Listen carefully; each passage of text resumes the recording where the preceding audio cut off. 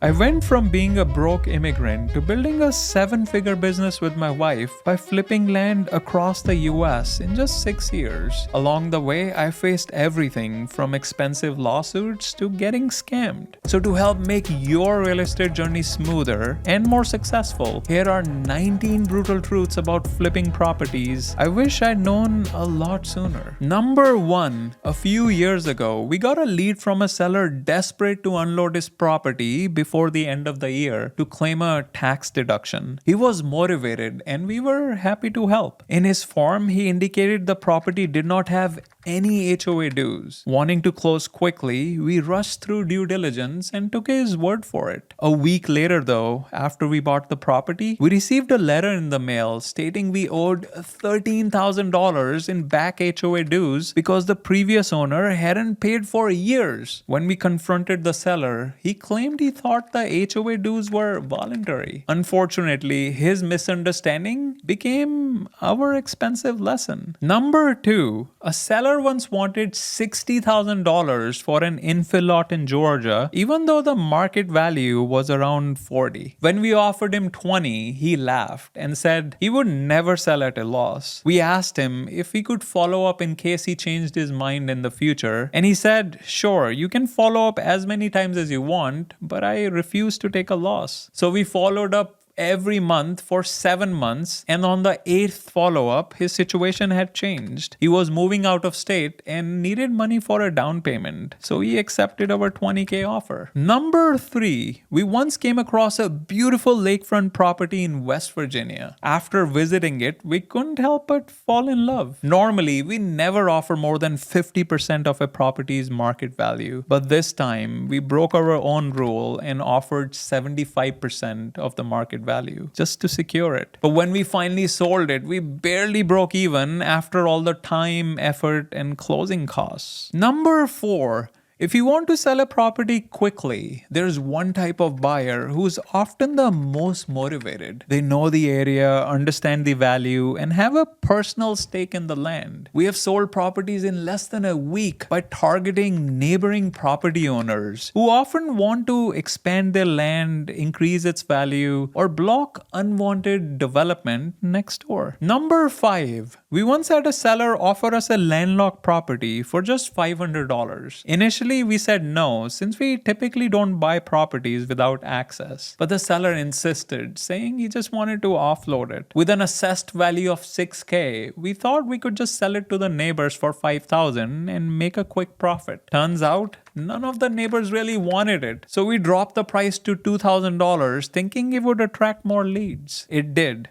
But every time a lead learned it was landlocked, they just lost interest. We eventually sold the property for $1,000, but after 3 months of chasing leads and answering questions, the small profit wasn't really worth it. In reality, we lost far more in time and missed opportunities. Number 6. A few months ago, a seller offered us a half-acre lot with a 20% discount if we could just close in 15 days. On paper, the deal promised a $30,000 profit, but something felt off. Why was the other buyer, who had a 45-day due diligence period for a perk test, willing to wait so long? We called a few local realtors, and what they told us made everything clear. The area had wet soils, and the chances of passing a perk test were slim to none. Had we skipped this step and rushed into the deal, we could have been stuck with an unbuildable property that would have been nearly impossible to resell. Number 7. We recently came across a property in a prime location with public water and sewer access. On paper, it looked like a flipper's dream, but when we checked the sold to active percentage for the area, it was just 34%. An STA under 50% is like selling ice cream in the winter. So even with all the property's positives, we knew it would likely just tie our capital for at least a year, so we walked away. away. Number 8. A seller once offered to sell us a 20-acre property in Valencia County, New Mexico for $11,000. We countered with $6,000 and he agreed on the condition that he use his own mobile notary for the closing. That raised a red flag, but we sent him the deed for notarization anyway. A week later, we received the signed and notarized deed back. At first glance, everything seemed fine, but having seen hundreds of notarized deeds, we noticed something off about the notary seal. After investigating, we discovered there was no notary named Michael Esther in the county. The seal was fake. When we confronted the seller, he just disappeared. Number 9. We used to think holding out for maximum profit was the best strategy until we compared the numbers. Say in the first scenario, you buy a property for $20,000 and hold out for $60,000 and finally sell it after 12 months. But in the second scenario, you buy a property for $20,000 and sell it quickly for $40,000 in 4 months. Then you reinvest the $40,000 into another property and sell it for $80,000 in another 4 months and repeat the process. By the end of the year, in scenario 1,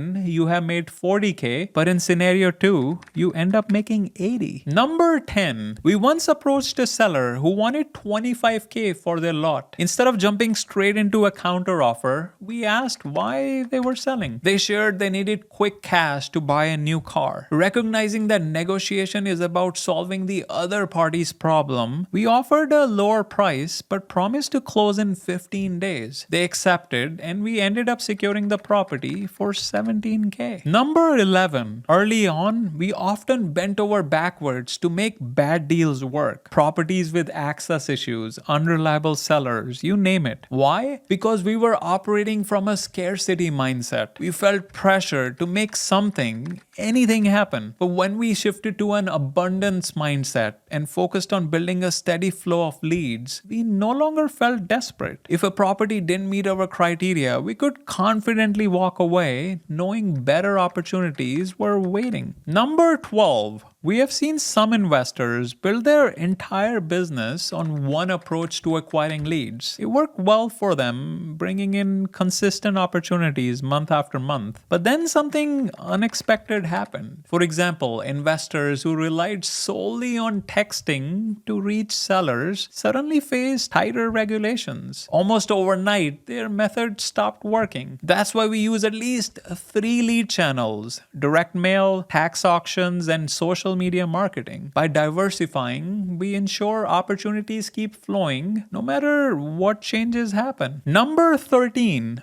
Flipping properties can bring in big profits, but it's not always consistent. Some months deals take longer to close or fall through, leading to lower than expected income. We have experienced this firsthand, but one strategy has made all the difference. While flipping provides large one-time payouts, selling properties on owner financing creates a steady passive income stream that diversifies your earnings. Number 14. When we first started, we did everything ourselves. It worked fine at the beginning, but as the business grew, so did our workload. Soon we were working 16-hour days and feeling completely burnt out. We knew something had to change, so we turned to our mentor for advice. They suggested hiring a virtual assistant. We were skeptical at first, but we decided to give it a try. The VA took over repetitive tasks like property due diligence and following up with leads. Suddenly, we had the time and energy to focus on closing even more deals and growing the business. Number 15. When you're flipping a large volume of properties, it's only a matter of time before you encounter a serial litigant, someone who files frivolous lawsuits hoping for a settlement. We dealt with one who accused our third-party loan service provider of fraud. When we asked for proof, they refused, saying they'll only present it in court. Although the judge dismissed the case as frivolous, it still cost us time and money to defend. To avoid unnecessary legal stress, we now use LegalZoom for quick legal advice and ensure all contracts are reviewed by lawyers in every state where we buy and sell property. Number 16. In the beginning, we chased every new idea, adding marketing channels, experimenting with unrelated niches, courses, and even starting a podcast. It felt like progress, but we ended up scattered. When we stepped back and analyzed our business, the pattern became clear. Most of our success came from a few key activities: analyzing off-market deals, negotiating great terms, and marketing properties effectively. These were the 20% of actions driving 80% of our results. Once we stopped chasing distractions and focused on what worked, our revenue skyrocketed. Number 17. Early on, we spent a lot of time searching for new buyers for every property. Each sale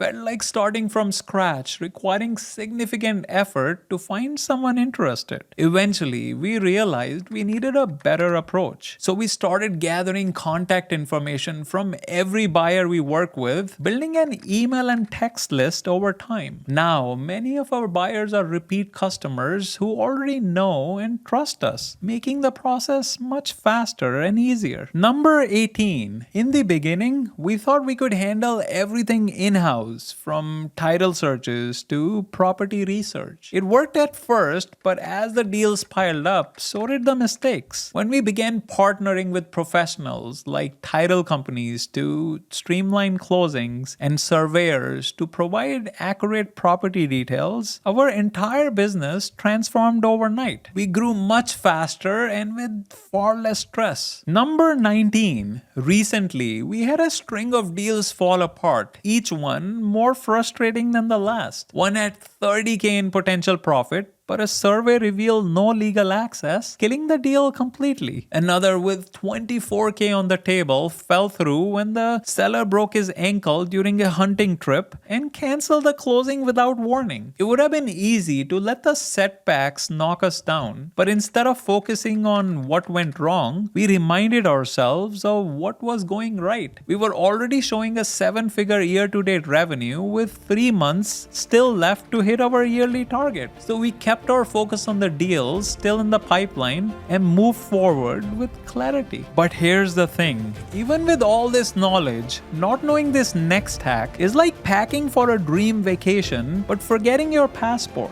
You're so close, yet so far. So watch this video next, where I show you how to buy government seized properties for up to 50% off.